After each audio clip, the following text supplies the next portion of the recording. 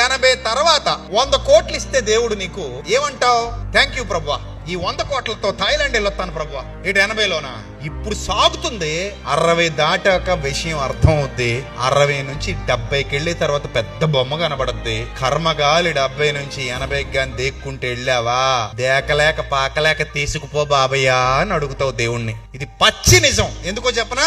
ఇప్పుడు ఉన్నట్టుగా పిల్లలు అప్పుడు ఉండరు. నీకు విషయం చెప్పనా? నీకు గొంతు ఉంటది కానీ దానికి విలువ ఉండదు. ఇప్పుడు పిల్లల మీద అరుస్తాం, ఏయ్ అంటాం, డాడీ మమ్మీ అంటారు. ఆ తర్వాత ఏయ్ అన్నావు అనుకో, ఏ అంటారు వాళ్ళు. అప్పుడు ఏం లేదురా, మరి ఏంటి అడిచావేటి అంటే, ఏముందరా సరదాగా దోమ కొడుతుంటే అరుచుకున్నాను రా, చీనా బతుకు తగలయ్యా, ఇంత బతికి ఇంటి వెనకాల చచ్చినట్టు వీళ్ళతో అనిపించుకోవాల్సి వస్తుంది, నేను కన్నా పెట్టలే కదా వీళ్ళు, వీళ్ళకి భయపడేంత కర్మ నాకు వచ్చింది ఏంటబ్బా అని బాధపడుతూ చావు ఎప్పుడు వస్తుందా అని ఎదురు చూసే రోజులు రాకపోతే 70-80 రెడ్ లైట్. అది వీళ్ళు ఇంకా అదృష్టవంతులు, కనీసం తిట్టైనా ముద్దబడేస్తున్నారు. 70-80 తర్వాత పట్టించుకోకుండా వదిలేసే పిల్లలు ఇప్పుడున్న తరంలో నన్ను అడిగితే ఈ పనికి మాలిన సినిమాలకి, ఈ పనికి మాలిన వెబ్ సిరీస్లకి, ఈ పనికి మాలిన కాలేజీ హై స్కూల్ జతలకి, ఈ పనికి మాలిన గంజాయి సిగరెట్ గుట్కా మటకా బీరు పనికి మాలిన అన్నింటికి అలవాటు పడిపోయినటువంటి ఈ సంతతి అమ్మకి నాన్నకి కనీసం భోజనం కూడా పెట్టరు.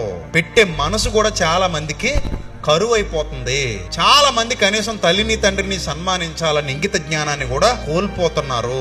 ఆధారపడి బతుకుతున్నప్పుడే మాటినట్లే చాలా మంది పిల్లలు. ఇంకా ఆధారపడకుండా వీళ్ళ కాళ్ళ మీద వీళ్ళ బతికే రోజులు వస్తే మాట వింటారా అంటే వినరేమో అనిపిస్తుంది.